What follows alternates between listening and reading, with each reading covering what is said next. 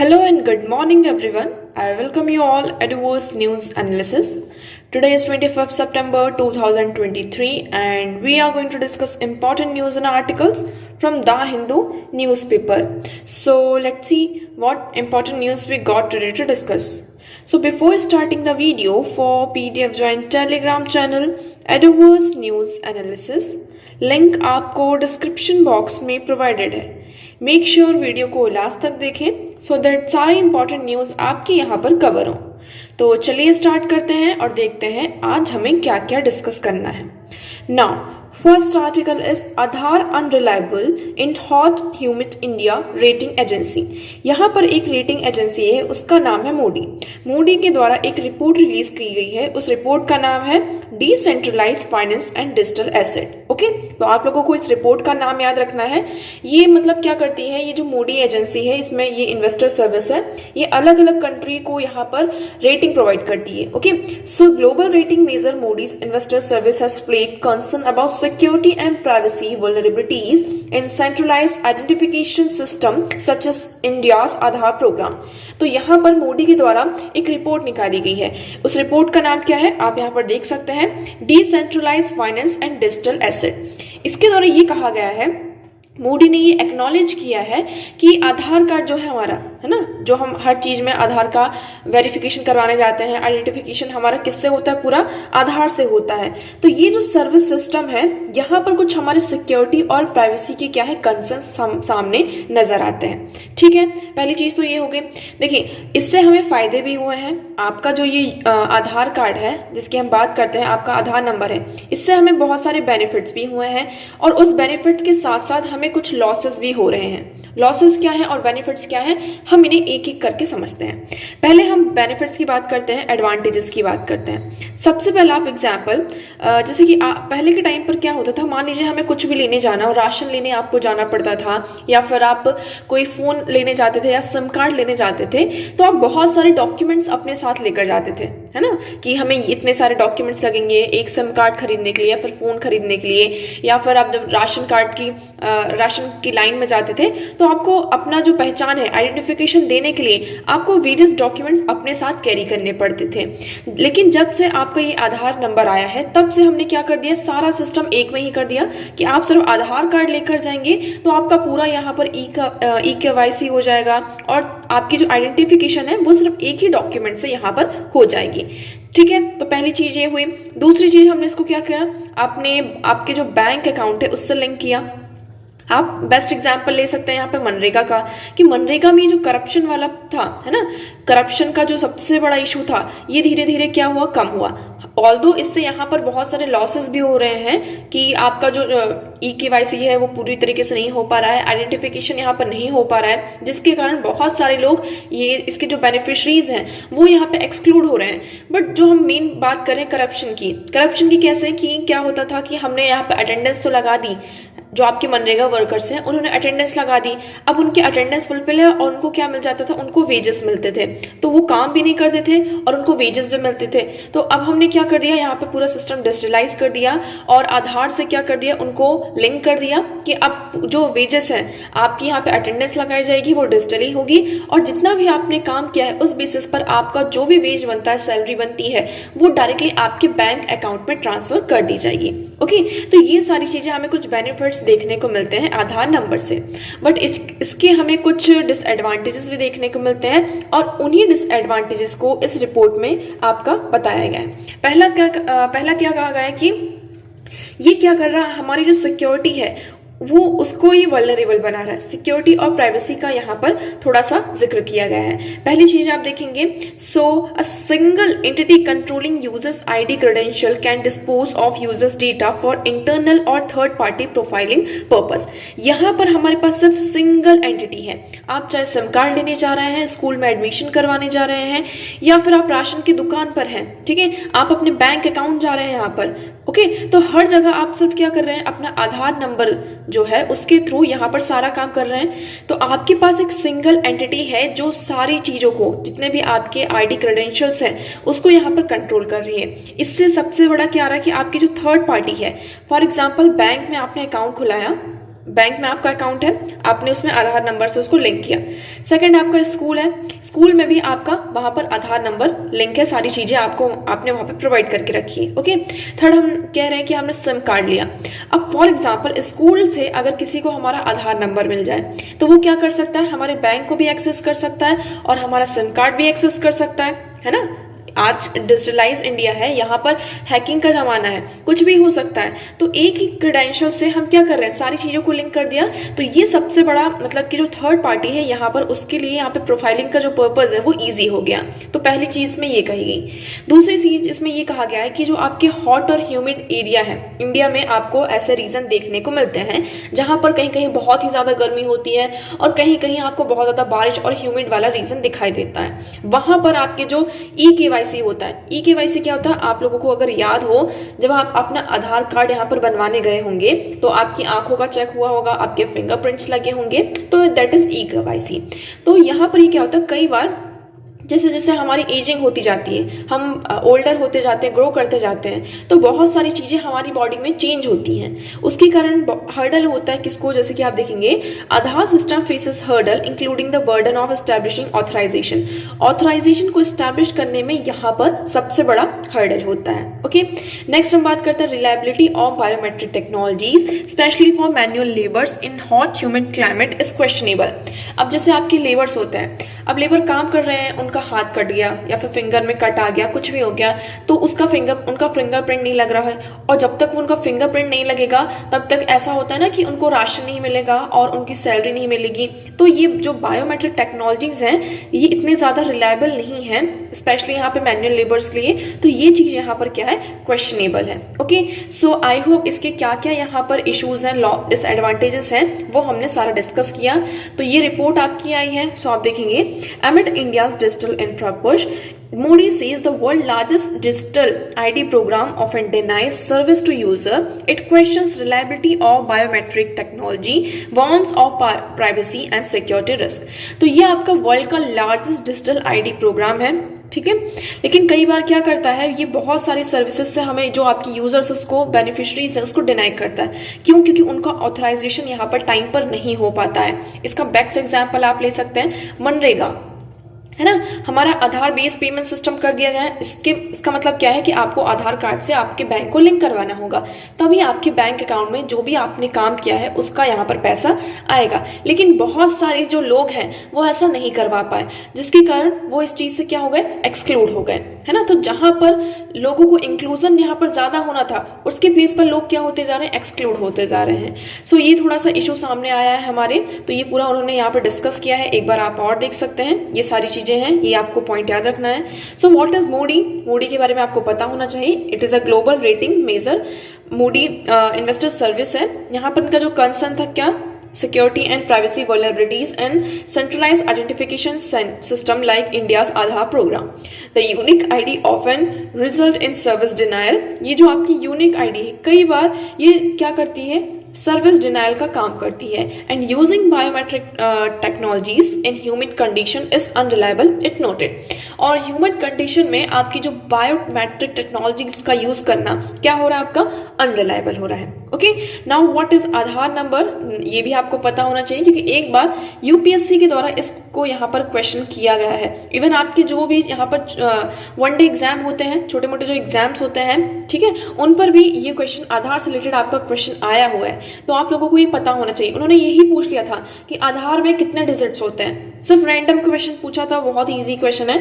तो आप लोगों को पता होना चाहिए कि Aadhaar number is a 12 digit random number issued by UIDAI, ये एक अथॉरिटी है, to the residents of India after satisfying the verification process laid down by the authority. यहाँ पे पूरी वेरिफिकेशन प्रोसेस होती है, उसके द्वारा UIDAI के द्वारा यहाँ पर 12 नंबर का डिजिट आपको इश्यू किया जाता है। ओके, तो ये है आपका क्या, आधार नंबर।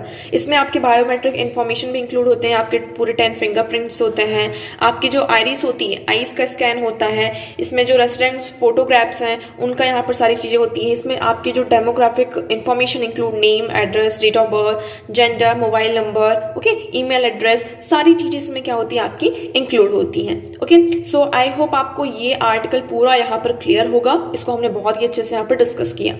चलिए अब हम नेक्स्ट आर्टिकल की बात बात करते हैं। इस आर्टिकल को डिस्कस करने से पहले हम यहाँ पर पहले डिस्कस कर लेते हैं हमारे क्वेश्चंस, ओके। उसके बाद इस आर्टिकल को डिस्कस करेंगे। This is very important article, आप लोगों को इसे मिस नहीं करना है। तो चलिए आगे बढ़ते हैं। पहले हम क्वेश्चन डिस्कस करेंगे, उसके बाद हम आगे की चीजें डिस्कस करेंगे। सो कल का हमारा क्वेश्चन क्या था? How is the national green tribunal NGT different from central pollution board control? आपका जो यहाँ पे सेंट्रल पॉल्यूशन कंट्रोल बोर्ड है और NGT, इनमें क्या डिफरेंस है ये हमें बताना था। सो आपके पास क्या क्या ऑप्शन थे? The NGT has been established by an act whereas the CPCB has been created by an executive order of the government. First statement is saying कि NGT आपका क्या है, एक एक्ट के द्वारा इसको स्टैब्लिश किया गया है, ओके।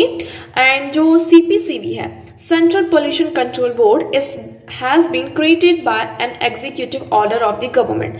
तो पहला क्या है? NGT आपका किसके द्वारा कॉन्स्टिट्यूट हुआ है? एक एक्ट के द्वारा। और CPCB आपका क्रिएट हुआ है by an executive order of the government, okay. So you have to tell whether this statement is correct or incorrect.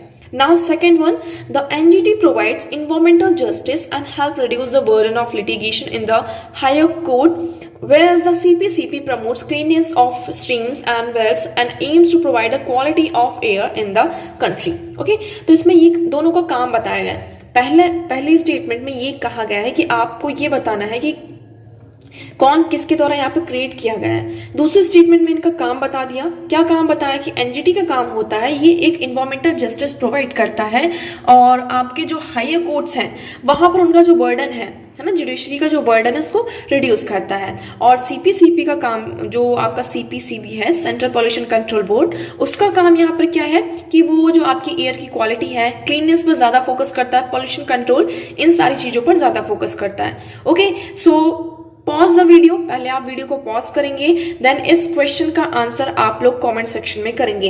Hindi में भी आप लोगों को ये क्वेश्चन यहाँ पर दिया हुआ है, आप लोग पढ़ सकते हैं। NGT की स्थापना एक अधिनियम द्वारा की गई, जबकि CPCB सरकार की एक कार्यकारी आदेश द्वारा बनाई गई है। NGT पर्यावरणिक न्याय प्रदान करता है और उच्च न्यायालयों में मुकदमेबाजी की बोझ को कम करने में मदद करता है, जबकि CPCB नदियों और कुओं की सफाई को बढ़ावा देता है, देश में हवा की गुणवत्ता में सुधार करना चाहता है, ओके। तो देखो, आपको पहले तो नाम से ही पता चल रहा होगा, हमने NGT के बारे में कई बार पढ़ा भी है।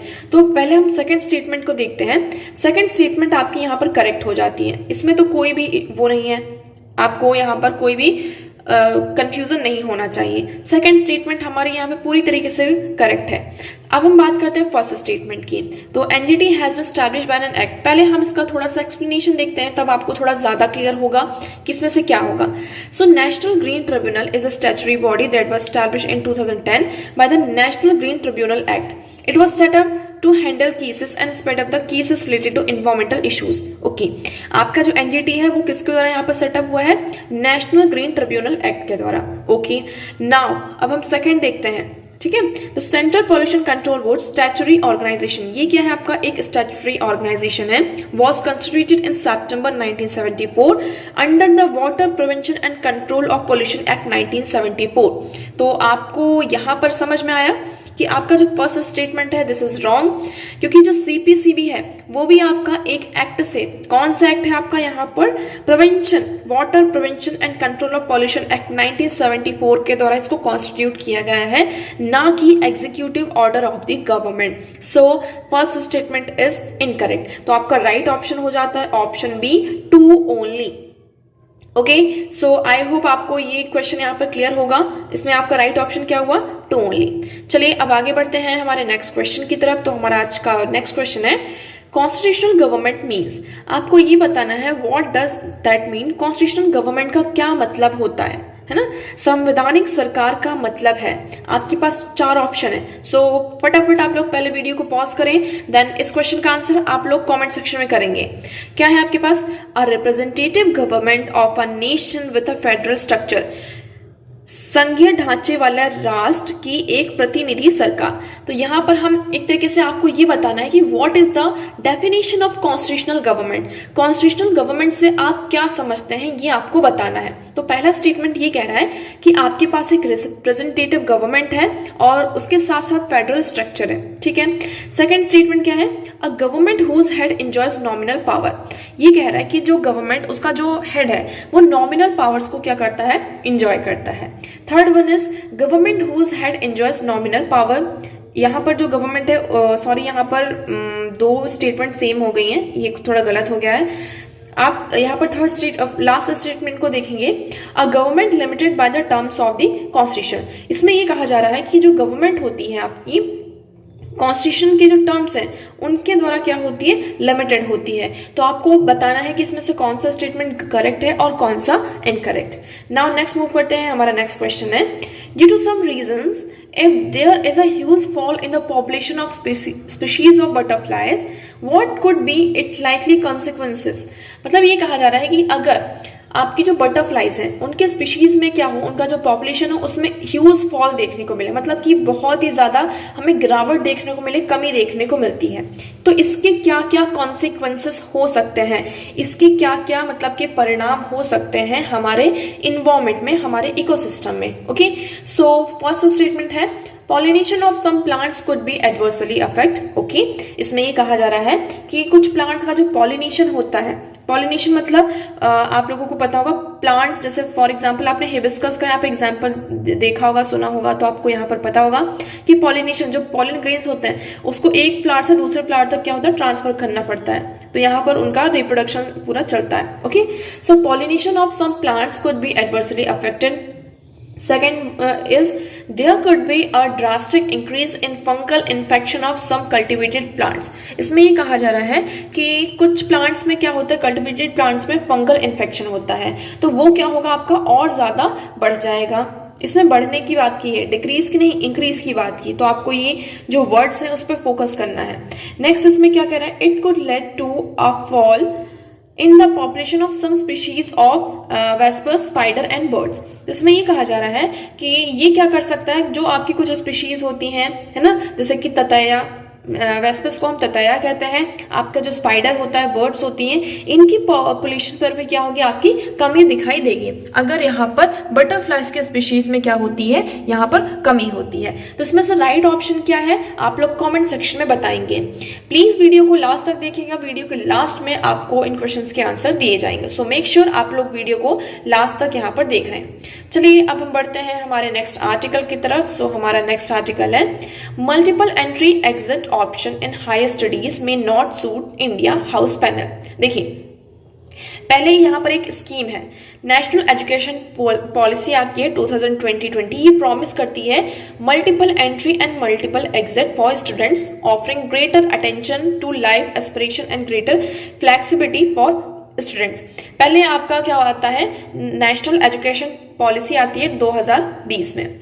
ये एक चीज लेकर आती है, एक तरीके से आप कह सकते हैं एक स्कीम लेकर आती है। इसके तहत एक प्रोविजन, उसका नाम क्या है, MEME। इसको मीम मत समझिएगा, ओके, ये मीम नहीं है आपका, ये है multiple entry and multiple exit option. ठीक है, इसका मतलब ये है, आप बेस्ट एग्जांपल लीजिए, आप ग्रेजुएशन करने गए, मैं यहाँ पर मैं एग्जांपल लेती हूँ कि मैं यूपी में गई, यूपी बोल रही हूँ, MP में आप किसी डिस्ट्रिक्ट में है, फॉर एग्जांपल आप भोपाल में है, ठीक है, कहाँ है आप, भोपाल में। भोपाल का एक कॉलेज है, आप भोपाल में अभी रह रहे हैं और आपने यहाँ पर क्या किया, ग्रेजुएशन के लिए अप्लाई किया, है ना, आप ग्रेजुएशन करने गए। ग्रेजुएशन कोर्स कितने का साल का है, वो आपका 3 साल का, 1 साल 2 साल और 3 साल का। ठीक है, आपने 1 साल यहाँ पर क्या किया, कंटिन्यू किया, लेकिन आप 1 साल के बाद अपना जो ग्रेजुएशन है उसे कंटिन्यू नहीं कर पाए, आप किसी दूसरे स्टेट में यहाँ पर चले गए। फॉर एग्जाम्पल आप भोपाल से यहाँ पर किसी दूसरे स्टेट में गए, मान लीजिए आप लखनऊ चले गए, कहाँ गए आप, लखनऊ गए।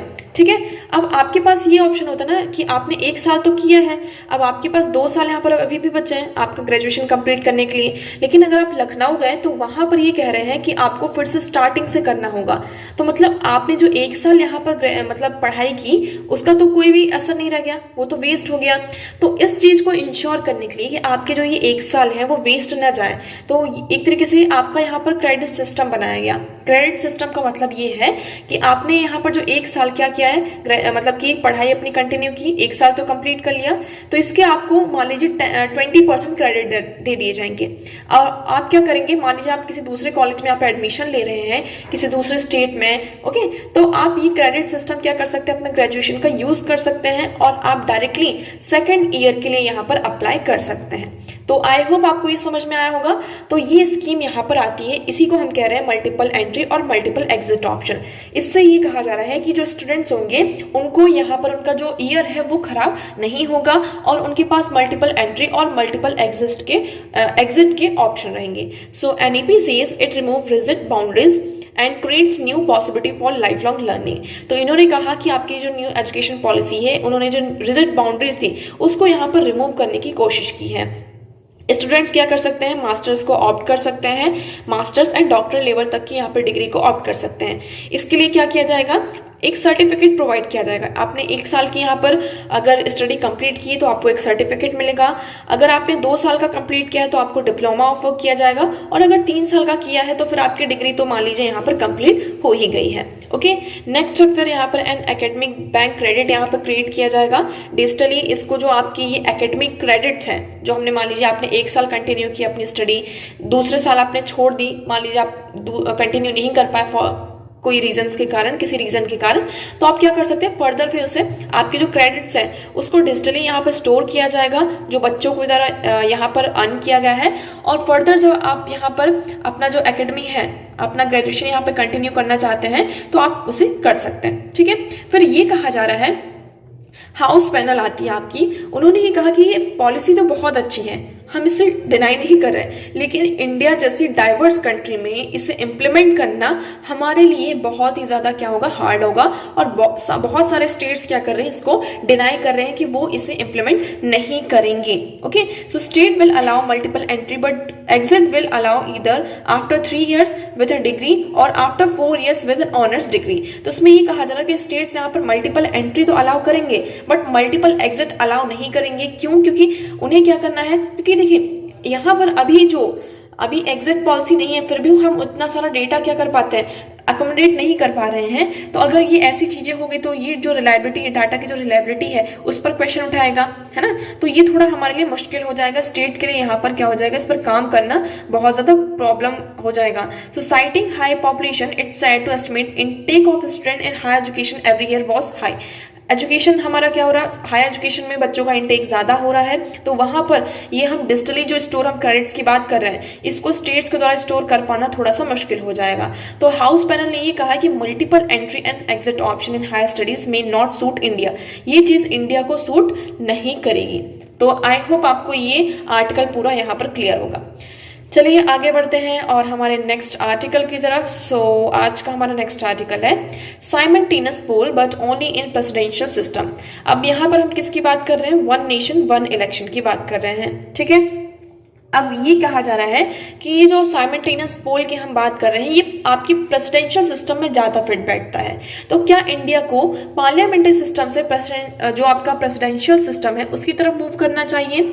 सबसे पहले हम समझते हैं वन नेशन वन इलेक्शन है क्या।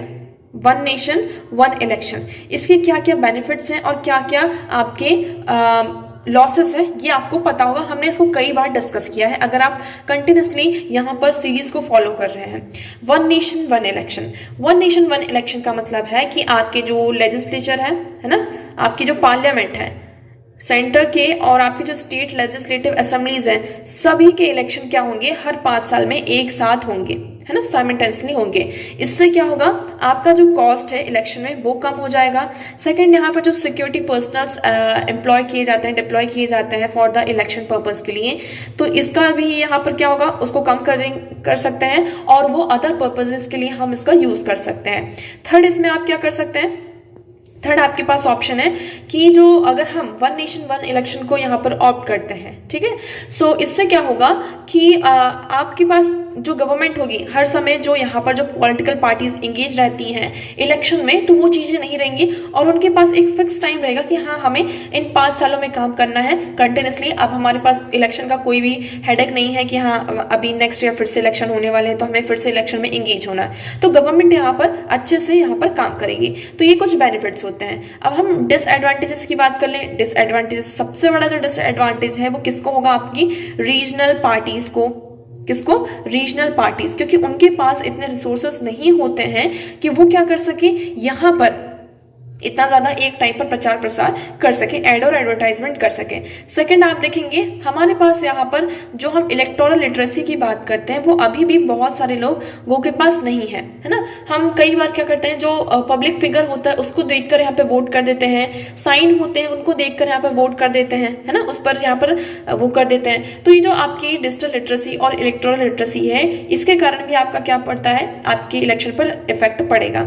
तो ये आपके कुछ हमने वन नेशन वन इलेक्शन की बात कर ली। अब इस आर्टिकल में ये डिस्कस किया गया है कि जो वन नेशन वन इलेक्शन है, अगर इंडिया की बात करें, इंडिया में अभी क्या है, आपका पार्लियामेंट्री सिस्टम है। पार्लियामेंट्री सिस्टम का मतलब है कि आपकी जो लेजिस्लेचर है वो यहाँ पर गवर्नमेंट को रिस्पॉन्सिबल है ना, गवर्नमेंट को क्या है, रिस्पॉन्सिबल है। और आपका जो प्रेसिडेंशियल सिस्टम होता है उसमें क्या होता है, आप लोगों को बहुत अच्छे से पता है कि इसमें सेपरेशन ऑफ पावर होता है, कंप्लीट सेपरेशन ऑफ पावर। ये आपको याद रखना, आपकी लेजिस्लेचर अलग है, यहाँ पर एग्जीक्यूटिव अलग है और जुडिशरी पूरी तरीके से यहाँ पर अलग अलग है ना, इसका कोई यहाँ पर से नहीं होता। आप लोग को एक चीज और याद रखनी होगी इस आर्टिकल में, अगर आप यहाँ पर पढ़ेंगे कि प्रेसिडेंशियल सिस्टम यहाँ पर जो आपका एग्जाम्पल ले सकते हैं बेस्ट कहाँ का है, यूएसए का है। ऐसा नहीं है कि जो डेमोक्रेसी की अगर बात करें तो उसमें सिर्फ आपका पार्लियामेंट्री सिस्टम चलता है, वहां पर प्रेसिडेंशियल सिस्टम भी क्या होता है, आपका सक्सेसफुल है। प्रेसिडेंशियल सिस्टम की बात करते हैं अगर, तो यहाँ पर कंप्लीट सेपरेशन ऑफ पावर होता है। बट वहां क्या होता है कि जैसे कि यूएसए के जो प्रेसिडेंट है उनका इलेक्शन हर 4 साल में होता है, और मान लीजिए 4 साल से पहले उनका जो टर्म ऑफ ऑफिस है वो कंप्लीट होने से पहले, जस्ट एग्जांपल, या तो उनकी डेथ हो गई है ना, या फिर कोई प्रॉब्लम आ गई, उनको इम्पीच कर दिया गया। मान लीजिए अभी भी उनके क्या है, यहाँ पे 2 साल बचे हुए हैं उनके प्रेसिडेंशियल टेन्योर के लिए, तो उस टेन्योर को कौन कंटिन्यू करता है, यहाँ पर जो वाइस प्रेसिडेंट्स होते हैं वो यहाँ पर इस चीज को कंटिन्यू करते हैं। लेकिन आपके पार्लियामेंट्री सिस्टम में क्या है, अगर नो कॉन्फिडेंस मोशन आ जाता है, आप यहाँ पर देखेंगे कि अगर नो कॉन्फिडेंस मोशन आता है तो मतलब कि आपके जो गवर्नमेंट है तुरंत यहाँ पर क्या हो जाएगी, गिर जाएगी और आपको फ्रेश इलेक्शन करवाने पड़ते हैं, है ना। प्रेसिडेंट यहाँ पे इंटरिम गवर्नमेंट कुछ टाइम के लिए यहाँ पर जो आपकी गवर्नमेंट होती है उसको यहाँ पर कॉल कर सकती है, बट आपको यहाँ पर तुरंत ही फ्रेश इलेक्शन करवाने पड़ते हैं, ये आप लोगों को पता है। तो पार्लियामेंट्री सिस्टम में आपका ऐसा सिस्टम है, या फिर आपको फिर अगर आप यहाँ पर वन नेशन वन इलेक्शन लेकर आते हैं तो आपको क्या करना होगा, मान लीजिए यहाँ पर नो कॉन्फिडेंस मोशन आ गया पार्लियामेंट्री सिस्टम में, ठीक है, आपकी गवर्नमेंट यहाँ पर गिर गई, गवर्नमेंट के पास यहाँ पर मेजोरिटी नहीं रही, तो क्या आप मान लीजिए अभी 2 साल का टाइम है इलेक्शन होने में, तो क्या आप 2 साल का वेट करेंगे, क्या यहाँ पर जो सिस्टम के पास यहाँ पे मेजोरिटी नहीं है वो ही गवर्नमेंट को यहाँ पे कंटिन्यू करेगी, या फिर कोई न्यू पार्टी यहाँ पर आएगी। तो यहाँ पर एक क्वेश्चन उठा रहा है किसकी, रिप्रेजेंटेटिव सिस्टम, जो आपका पार्लियामेंट्री सिस्टम का जो बेसिक फंक्शन है, स्ट्रक्चर, उस चीज पर यहाँ पर क्या कर रहा है, क्वेश्चन उठाया जा रहा है, ठीक है। तो ये सारी चीजें, अब हम ये नहीं कह रहे हैं कि आपकी डेमोक्रेटिक कंट्री में सिर्फ आपका पार्लियामेंट्री सिस्टम चलता है, प्रेसिडेंशियल सिस्टम भी यहाँ पर कंटिन्यू करता है, बट इंडिया जैसे डाइवर्स कंट्री में क्या ये रिलायबल हो पाएगा या नहीं, इस पर क्वेश्चन उठाया जा रहा है। अगर ये कहा जा रहा है कि ठीक है हम प्रेसिडेंशियल सिस्टम की तरफ मूव करते हैं, हम पार्लियामेंट्री से प्रेसिडेंशियल सिस्टम की तरफ मूव करते हैं, तो इसके लिए हमें हमारे अमेंडमेंट में बहुत सारी क्या करने होंगे, चेंजेस करने होंगे। आपका जो चैप्टर फर्स्ट है द यूनियन, उसमें चेंज करना होगा, जो एग्जीक्यूटिव आर्टिकल 52 से 78 है उसमें चेंज करना होगा, chapter 3 legislative powers of the president, इसमें चेंज करना होगा, part 4 the state, chapter 2 the executive article 153 to 167, chapter 4 legislative powers of the government, इन सारे चैप्टर में क्या करना होगा, अमेंडमेंट करना होगा। तो ये बहुत बड़ा, हम देखिए बातों बातों में तो कह देते हैं कि हाँ प्रेसिडेंशियल सिस्टम आपका ज्यादा अच्छा है in comparison to parliamentary, but जब एक्चुअलिटी ग्राउंड में आप देखेंगे जाकर तो ये आपका यहाँ पर इतना ज्यादा रिलायबल नहीं हो पाता है इंडिया जैसी डाइवर्स कंट्री में। हो भी सकता है बट इसमें हमें बहुत ज्यादा टाइम लगेगा। ओके, फिर देखिए some people feels that parliamentary democracy in India is a part of the basic structure of the constitution. कुछ लोग यहाँ पर ये सोचते होंगे कि जो पार्लियामेंट्री डेमोक्रेसी है ये इंडिया के बेसिक स्ट्रक्चर का पार्ट है। तो ये ऐसा नहीं है, आप लोगों को ये याद रखना है, ये आपकी बेसिक स्ट्रक्चर का पार्ट नहीं है। डेमोक्रेटिक कंट्री में आपका पार्लियामेंट्री और प्रेसिडेंशियल दोनों सिस्टम यहाँ पर आता है, ठीक है। हाँ, यहाँ पर अगर सुप्रीम कोर्ट के पास केस जाए और वो इंटरप्रेट कर दे वो अलग चीज है, बट यहाँ पर आपको ये याद रखना है कि parliamentary democracy is not a part of the basic structure of the constitution. हमारे यहाँ ऐसा कुछ भी प्रोविजन नहीं है, आपको ये याद रखना है। Some people also feel the presidential system would be antithetical to a federal country, but there is not a case इधर। ये कहा जा रहा है कि प्रेसिडेंशियल सिस्टम क्या है आपका, जो आपकी फेडरल कंट्री है उससे यहाँ पर रिलाई नहीं करता है, लेकिन ये भी गलत है। क्यों? क्योंकि आप बेस्ट एग्जांपल देख सकते हैं यूएसए का। यूएसए क्या है आपका बेस्ट, यहाँ पर कह सकते हैं कि United state is a federal country, है ना। और वो जो स्टेट्स है यहाँ पर जो प्रेसिडेंशियल सिस्टम के अंदर जो स्टेट्स हैं वो पावर को इंजॉय करती हैं, है ना। तो आप ऐसा भी नहीं कह सकते हैं कि पार्लियामेंट्री सिस्टम में ही सिर्फ फेडरल स्ट्रक्चर एग्जिस्ट कर सकता है, आपके प्रेसिडेंशियल सिस्टम में भी फेडरल जो स्ट्रक्चर है वो यहाँ पे एग्जिस्ट कर सकता है। बेस्ट एग्जाम्पल आप यूएसए यहाँ पर देख सकते हैं, ठीक है। तो इसमें सिर्फ यही चीजें डिस्कस की गई हैं कि हमें मतलब कि जो आपकी म्यूनिसिपैलिटीज हैं, पंचायत हैं, ये एक तरीके से डिपेंडेंट रहती हैं प्रेसिडेंशियल में कि पार्लियामेंट में, तो इसमें हमें शायद प्रॉब्लम दिख सकती है। तो गवर्नमेंट का क्या मूव होना चाहिए इसमें, तो ये कहा जा रहा है कि अगर ऐसी चीजें होती हैं तो हमारे आपका जो कॉन्स्टिट्यूशन है उसमें यहाँ पर पूरा अमेंडमेंट करना होगा। तो इस आर्टिकल में इतना ही है, ज्यादा इन्वॉल्व होने की आपको जरूरत नहीं है। So simultaneous monarch but not only in presidential system, सिर्फ ये प्रेसिडेंशियल सिस्टम में ही हम ऐसा कह सकते हैं कि आपका एग्जिस्ट करता है। नेक्स्ट मूव करते हैं, आपका नेक्स्ट आर्टिकल है an economic corridor the Israel link and geopolitics. अब आप सभी को पता है यहाँ पर G20 की समिट हुई, उस समिट में आपके वेरियस जो है आपको चीजें यहाँ पर डेवलपमेंट निकल कर आते हैं, देखने को मिलते हैं। जैसे कि आप देखेंगे आपका यहाँ पर हमने किस चीज पर बात करी है, ठीक है, बहुत सारी जो आपके लिमिटेड इकोनॉमिक अप्रोच है, इस कॉम्प्लेक्स इश्यूज हैं वर्ल्ड के द्वारा जो फेस किए जाते हैं, हमने यहाँ पर G20 में समिट में यहाँ पर डिस्कस किए, ठीक है। जैसे कि climate change, under development, wealth concentration, poverty, और मोस्ट क्रिटिकली यहाँ पे जो आपके डेमोक्रेटिक नॉर्म्स फॉल हो रहे हैं, प्रिंसिपल्स ऑफ पीस, इन सारी चीजों पर हमने बात करी। उसी के साथ साथ हमारे यहाँ पे कुछ सक्सेस भी रहे, रिमार्केबल सक्सेसफुल चीजें रही, जैसे कि inclusion of African union in the G20, है ना। हम क्लीन एनर्जी की तरफ आगे बढ़े तो हमने एक बायोफ्यूल अलायंस भी यहाँ पर क्रिएट किया। यहाँ पर हम एशिया अफ्रीका के बीच में जो सब्सटेंशियल उसको इंक्रीज करिए। इसके साथ साथ हमने एक इकोनॉमिक कॉरिडोर यहाँ पर इंडिया को कनेक्ट करने के लिए किससे, वेस्ट एशिया और यूरोप से हमने एक, जिसमें थ्रू हमारा क्या है आपका रेल और शिपिंग लिंक को इंक्रीज किया। हमारा यहाँ पर दिल्ली डिक्लेरेशन जो एक जॉइंट स्टेटमेंट होता है ऑल ग्रुप्स का, वो भी यहाँ पर साइन हुआ। तो ये हमारे कुछ रिमार्केबल सक्सेस रहे। अब इस आर्टिकल में डिस्कस किया गया किसके बारे में, आपका जो ये इकोनॉमिक कॉरिडोर है। तो इकोनॉमिक कॉरिडोर कौन सा कॉरिडोर है, आप एक बार फिर से देख सकते हैं, India Middle East Europe economic corridor, ठीक है, India Middle East Europe economic corridor, जिसमें हमारा क्या है, ये इसको कहा जा रहा है हम इकोनॉमिक कॉरिडोर कह रहे हैं, लेकिन इस आर्टिकल में ये डिस्कस किया गया कि इकोनॉमिक कॉरिडोर से ज्यादा आपका क्या है, एक जियोपॉलिटिक्स है, जियोपॉलिटिक कॉरिडोर की तरह हमारे सामने नजर आता है, ठीक है। इसमें आप देखेंगे इंडिया है, इंडिया से ये वाला जो आपको ये डॉटेड लाइन दिख रही है, ये आपका सी रूट है। इंडिया से हम कहाँ जाएंगे, यूएई जाएंगे।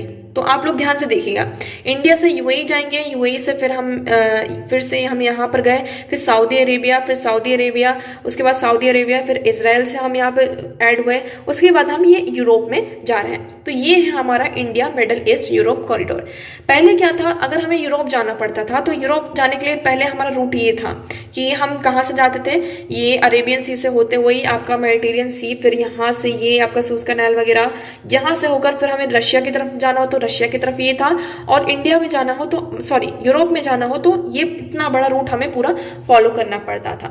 लेकिन फिर देखिए रशिया की तरफ जाने के लिए हमारा एक north south transport corridor NSTC corridor होता है, जिसमें हमने क्या किया था, ईरान से फिर अजरबैजान और रशिया की तरफ डायरेक्ट किए थे, ठीक है। तो अब आपका यहाँ पर न्यू कॉरिडोर आया है, इसका नाम क्या है, जिसमें हम डायरेक्टली क्या करेंगे, आपका जो एशिया है, मिडिल ईस्ट कंट्रीज हैं, वहां पर कनेक्ट करेंगे, और उसके बाद यूरोप से यहाँ पर डायरेक्टली ये सीधे सीधे इस तरीके से चले जाएंगे। अब आप लोग ध्यान से देखिएगा, इसमें आपका ईरान नहीं है ना, ईरान को यहाँ पे एक्सक्लूड किया गया, यहाँ पर यूएई आ जाता है, सऊदी अरेबिया आ जाता है और इजराइल आ जाता है। अब आप लोगों को पता है कि इस रीजन में इजराइल के जो रिलेशन है जो आपका इसराइल है उसके रिलेशन जो अरब वर्ल्ड से उससे अच्छे नहीं है ना। तो यहाँ पर एक तरीके से इस आर्टिकल में यही मतलब कि मेनली फोकस किया गया है किस पर, इसराइल पे, कि ये जो आपका middle East Europe economic corridor है ना, वो क्या कर रहा है। इसमें आप देखेंगे कौन कौन सी कंट्रीज आ रही हैं। आपका जो ट्रेड रूट होगा यूएई से होगा, फिर सऊदी अरेबिया, जॉर्डन, इसराइल। तो इसमें इसराइल को आपका इंक्लूड किया गया है जिससे कि हम क्या कर सके, एक ये रियल बिग डील है आपकी, जिसमें हम क्या कर सकते हैं, इसराइल के जो रिलेशन है सऊदी अरेबिया के साथ है ना और यूएई के साथ, इनके साथ हमें क्या करना है, और ज्यादा स्ट्रॉन्ग करना है। यहाँ पर हमें डिप्लोमेटिक एक तरीके से ये कहा जा रहा है कि Mr. Modi for this idea and initiative to which Israel will provide all its skills and support। इसमें ये कहा जा रहा है कि इसराइल को हर तरीके की यहाँ पर डिप्लोमेटिक ट्रॉफीज प्रोवाइड की जाएंगी। डिप्लोमेटिक जो आपकी डोमेस्टिक पॉलिटिक्स है यहाँ पर जो अटेंशन पे नहीं हो रहा है, तो यहाँ पर इंडिया एक तरीके से मेडिएट कराने की कोशिश कर रहा है। सो India's G20 leaders summit had unprecedented middle east presence. यहाँ पर हमें एक इंडिया की प्रेजेंस देखने को मिल रही है ना। और जैसे कि हमने ये देखा कि यहाँ पर बहुत सारी कंट्रीज को And one wonder why Israel। हम तो देखेंगे India set a precedent G20 history by inviting the most Middle Eastern countries ever to take part as a guest in the group's की समिट। तो यहाँ पर आपकी जो G20 समिट हुई थी तो इंडिया ने यहाँ पर जो आपकी गेस्ट मेंबर्स होते हैं है ना उनको भी इनवाइट किया, मतलब कि जो G20 के मेंबर्स नहीं है उसके अलावा जो कंट्रीज है, तो मिडिल ईस्टर्न कंट्रीज के बहुत सारे नेशंस को यहाँ पे इनवाइट किया था। आप यहाँ पर देखेंगे Bangladesh, Egypt, Mauritius, Netherland, Nigeria, Oman, Singapore, Spain, okay और यूएई, इन सबको भी इस समिट में क्या किया था, आपका यहाँ पे इन्वॉल्व किया था। उसके साथ साथ इस कॉरिडोर को अनाउंस किया गया। तो इसराइल क्या था आपका इसका पार्ट का, मतलब कि इस प्लान का एक पार्ट था इस समिट में, ये इजराइल होने से। तो एक तरीके से अभी धीरे धीरे क्या बनता जा रहा है, हमारी डोमेस्टिक आपका ये इकोनॉमिक कॉरिडोर से अब हमारी ये डोमेस्टिक पॉलिटिक्स, जियो पॉलिटिक्स की तरफ ये मूव कर रहा है। एक तरीके से मेन ये है कि हम पीस की तरफ पुश कर रहे हैं। ये जैसे कि आप सभी को पता है कि सऊदी अरेबिया हमेशा इसराइल को बॉयकॉट करता है, लेकिन हमें क्या करना है कि इनकी तरफ जो हिस्टोरिकल चेंजेस हमें यहाँ पर जो हुए हैं इसराइल में उसको एक्सेप्ट करवाना है कि नेशन में ज्यादा से ज्यादा इसराइल के यहाँ पे एक्सेप्टेंस हो। यहाँ पर जो पैलेस्टीन और इसराइल के बीच में यहाँ पे जो डिफरेंसेस है उसको कम किया जाए, ज्यादा से ज्यादा कंट्री यहाँ पर इसराइल को एक्सेप्ट करें, ओके स्पेशली यहाँ पे मुस्लिम कंट्रीज, तभी हम क्या कर सकते हैं, इस रीजन में पीस को स्टैब्लिश कर सकते हैं। ओके सेकंड हम बात करते हैं हम इस कॉरिडोर की। तो आप सभी को पता है कि ये किसके अगेंस्ट में है, आपका जो चाइना का बेल्ट एंड रोड इनिशिएटिव है उसके अगेंस्ट में। अदरवाइज आप देखेंगे हमारा जो किसकी बात कर रहे हैं, नॉर्थ साउथ ट्रांसपोर्ट कॉरिडोर है, इसमें भी इंडिया पार्ट है। और ये आपका जो अभी का कॉरिडोर है किसकी, जो हम मिडिल ईस्ट यूरोप कॉरिडोर की बात कर रहे हैं, इसमें भी इंडिया पार्टिसिपेट कर रहा है, इंडिया का यहाँ पर मेन रूल है। लेकिन इंडिया क्या है, आपका जो BRI प्रोजेक्ट है उसमें यहाँ पर पार्टिसिपेट नहीं कर रहा है, ठीक है, उसका मेंबर नहीं है। तो ये उसको काउंटर करने के लिए भी एक तरीके से आपका सामने आ जाता है। सो आई होप आपको ये आर्टिकल यहाँ पर क्लियर होगा। सो लास्ट लाइन आप लोग को यहाँ पे पढ़ने की बहुत ज्यादा जरूरत है। ये कहता है कि Israel-Palestine peace is a very challenging aim, and given the rise of extremism on both sides, it appears all the more impossible. Saudi Arabia is aware of it and still interested in having deliberation to walk smoothly among Arabs and other Muslims while working with the Biden administration to make peace with the state of Israel। अब देखिए आप सभी को पता है कि Israel और Palestine में यहाँ पे पीस को स्टैब्लिश करना सबसे बड़ा चैलेंज है, बट स्टिल यहाँ पर जो सऊदी अरेबिया है इस चीज से अवेयर होते हुए भी यहाँ पर एक डेलिब्रेशन टॉक की तरफ मूव कर रहा है, ठीक है। और इसराइल के साथ वो पीस को क्या करना चाहता है, स्टैब्लिश करना चाहता है। The India Middle East Europe economic corridor will have wait until this happen.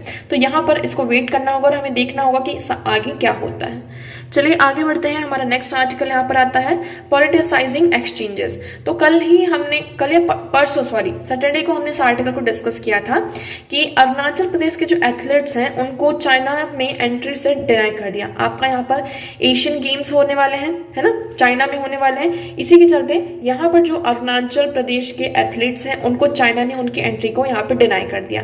इसी के चलते हमारे जो यूनियन स्पोर्ट्स मिनिस्टर हैं उन्होंने भी अपनी जो विजिट थी स्पोर्ट्स मिनिस्टर ने उन्होंने भी कैंसिल कर दिया। अब ये क्यों किया गया है आप लोगों को बहुत अच्छे से पता है, क्योंकि चाइना क्या कहता है कि अरुणाचल प्रदेश क्या है आपका चाइना का एक पार्ट है और इंडिया यहाँ पे इस चीज को डिनाई करता है। इवन चाइना ने जो अभी रिसेंट मैप अपना रिलीज किया है उसमें अरुणाचल प्रदेश और जो आपका अक्साई चीन वाला पार्ट है उसको किसका पार्ट बताया है, चाइना का पार्ट बताया है, ठीक है। इसी के चलते सारी चीजें होने के बाद भी जो आपके एथलीट्स हैं वहां पे उनके सारे क्रेडेंशियल्स थे, सारी वेरिफिकेशन हो चुकी थी, उसके बाद भी उन्हें वीजा नहीं दिया गया, ठीक है। तो अभी ये जियोपॉलिटिकल टेंशन यहाँ पर इंडिया और चाइना के बीच में चल रहे हैं। नेक्स्ट हम मूव करते हैं, आपका नेक्स्ट आर्टिकल है यहाँ पर taking India's back to the drawing board. अब आपका यहाँ पर क्या आया है, अब आपका हमने यहाँ पर 33% जो रिजर्वेशन विमेन रिजर्वेशन बिल यहाँ पर है उसके बारे में यहाँ पर बात की गई है। अब ये कहा जा रहा है कि हमें यहाँ पर डिलिमिटेशन करना है। डिलिमिटेशन की अगर हम बात करें कि जो आपका ये बिल है वो कब से इंप्लीमेंट होगा, पहले डिलिमिटेशन होगा और उसके बाद 2029 का जो इलेक्शन हो गया उसके बाद इस बिल को आपका जो वुमेन रिप्रेजेंटेशन बिल है ना, उसको यहाँ पर इंप्लीमेंट किया जाएगा इस एक्ट को।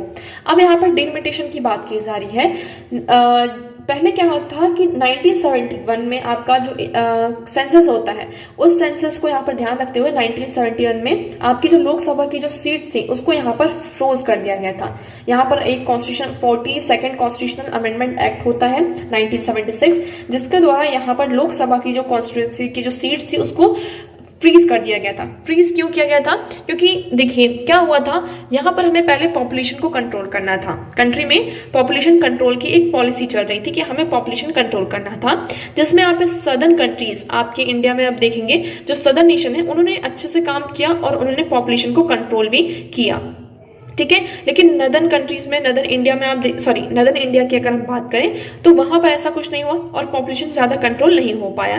अगर हम डिलिमिटेशन की बात करते हैं तो डिलिमिटेशन की आर्टिकल देखते हैं। So article 81 of the constitution says each state get seats in the Lok Sabha in proportion to its population.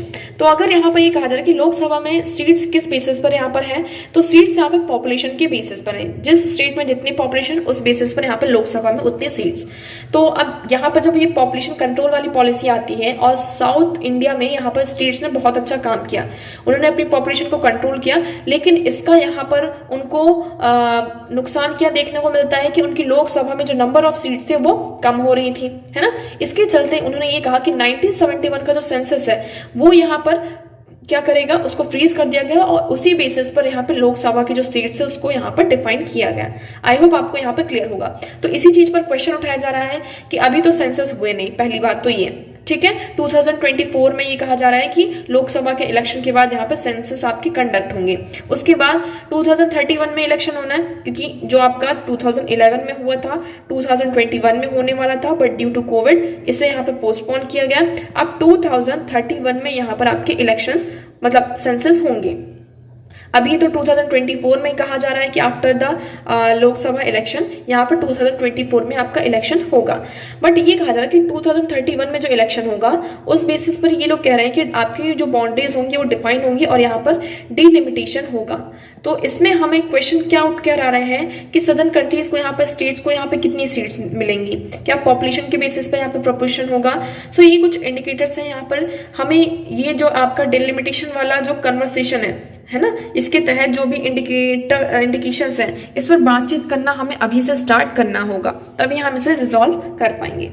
आगे बढ़ते हैं, हमारा नेक्स्ट आर्टिकल यहाँ पर यह आपके लिए एक फैक्ट निकल कर आता है। 5i gave Canada intel in Niger case, says he was involved. So information shared by the members of 5i, the intelligence sharing alliance, was a part of was Canada Prime Minister Justin Trudeau was used to make public allegations on the Indian government's possible involvement in the assassination of Sikh Canadian, the US ambassador to Canada said. तो यहाँ पर एक तरीके से क्या है, आपका जो इन्फॉर्मेशन शेयर किया गया किसके द्वारा, 5 eyes। ये 5 eyes क्या है, ये हमारे लिए इंपॉर्टेंट हो जाता है, तो आपको ये 5 eyes पता होना चाहिए। So there was a shared intelligence among 5 eyes partner that helped lead Canada to make statement that prime ministers।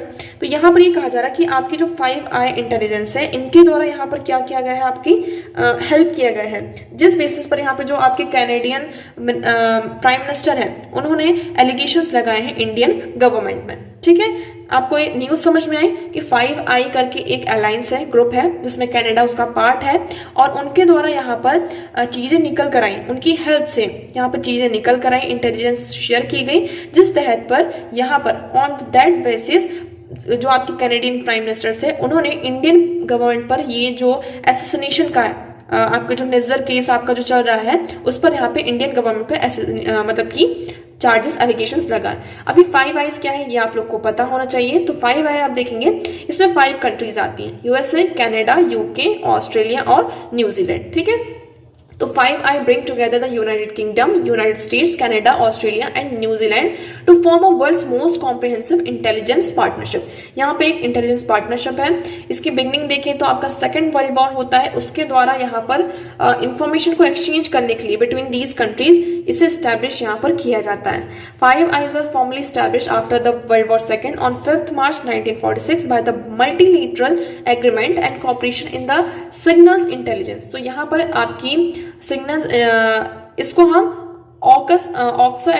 UK USA agreement के नाम से भी इसको जानते हैं, तो आप लोग को ये पता होना चाहिए। ठीक है, तो 5i result was drive from the लेंदी, यहाँ पे जो ऑस्ट्रेलिया, कनाडा, न्यूजीलैंड, यूके और यहाँ पर आपका यूएसए भी आ जाता है, तो ये बहुत ही बड़ा लेंदी है, तो इसलिए इसको हम सिर्फ 5 कहते हैं। ठीक है, तो मतलब कि आपकी यहाँ पे मेनली 5 लिस्टेड है, इसमें हाई प्रोफाइल जो आपके इंफॉर्मेशन होते हैं वो एक्सेस कर सकते हैं, उसको शेयर कर सकते हैं।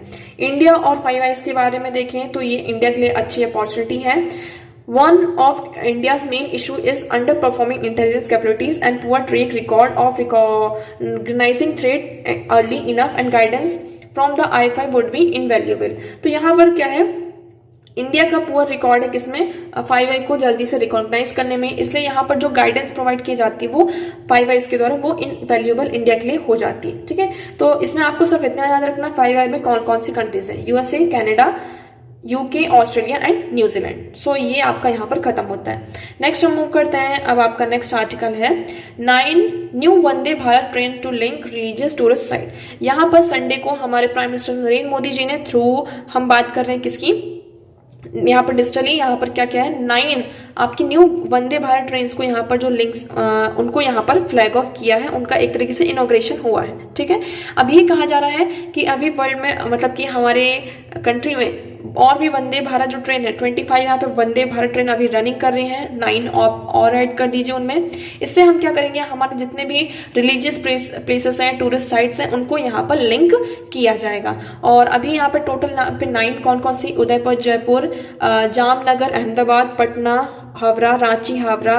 ओके, तो ये सारी टोटल यहाँ पर ये निकला है, काश्मीर, तिरुवनंतपुरम, ठीक है, यहाँ पे तिरुनवेली, मदुरई, चेन्नई, तो इनको यहाँ पर लिंक किया गया है। इससे क्या होगा, आपका इसमें कवर सिस्टम को भी इंक्लूड किया गया है। हम एक तरफ मॉडर्न और सेफ्टी की तरफ बढ़ रहे हैं, यहाँ पे स्पीडी और कंफर्टेबल मीन्स, सारे जो मीन्स है वो आपके जो पैसेंजर्स है उनको यहाँ पर प्रोवाइड किया जा रहा है। ठीक है, यहाँ पे फुटेज सिस्टम है, आपका कुशिंग ऑप्शंस है, कलर यहाँ पर एक्सचेंज का है कि आप सीट्स का कलर चेंज कर सकते हैं। ओके, और यहाँ पर जो फुटरेस्ट है, मसाजिंग जो बैग्स हैं, ये सारी चीज़ें यहाँ पर प्रोवाइड की गई हैं। और ये कहा जा रहा है कि हम पूरे इंडिया को इसमें मतलब कि लिंक करेंगे, जितने भी आपके रिलीजियस साइट्स हैं, टूरिस्ट साइट्स हैं, through this Vande Bharat train. Okay, so I hope आपको ये क्लियर होगा। तो न्यूज़ और आर्टिकल्स तो हमारे यहीं पर खत्म होते हैं। अब हम डिस्कस करते हैं हमारा क्वेश्चन। तो आपका क्वेश्चन ये था, आप लोग को आंसर करना था कॉन्स्टिट्यूशनल गवर्नमेंट का मतलब क्या होता है, what is the meaning of constitutional government. तो इसमें आपका राइट ऑप्शन हो जाता है option D, government limited by the terms of the constitution. आप लोग को पता होगा हमारी कॉन्स्टिट्यूशन के द्वारा यहाँ पे कुछ टर्म्स एंड कंडीशन दी गई है, उसी बेसिस पर आपकी गवर्नमेंट काम करती है। सो गवर्नमेंट यहाँ पर लिमिटेड है किसके द्वारा, कॉन्स्टिट्यूशनल टर्म्स के द्वारा। सो आपका राइट ऑप्शन हो जाता है option D. So I hope आपको ये क्वेश्चन यहाँ पे क्लियर होगा। क्वेश्चन नंबर 3 का आप लोग आंसर यहाँ पे कमेंट सेक्शन में करेंगे। इस क्वेश्चन का आंसर आप लोगों को कल दिया जाएगा। सो मेक श्योर आप कल का वीडियो देखना ना भूलें। सो आज के लिए इतना ही। मैं उम्मीद करती हूँ आपको सारी चीजें यहाँ पर क्लियर होंगी। अगर आपको कोई डाउट लगता है तो you can ask in comment section. Video कैसा लगा कॉमेंट सेक्शन में एक बार जरूर बताइएगा, एंड वीडियो को प्लीज लाइक करना, चैनल को सब्सक्राइब एंड शेयर करना ना भूलें। So that's for all today. Thank you so much for discussion.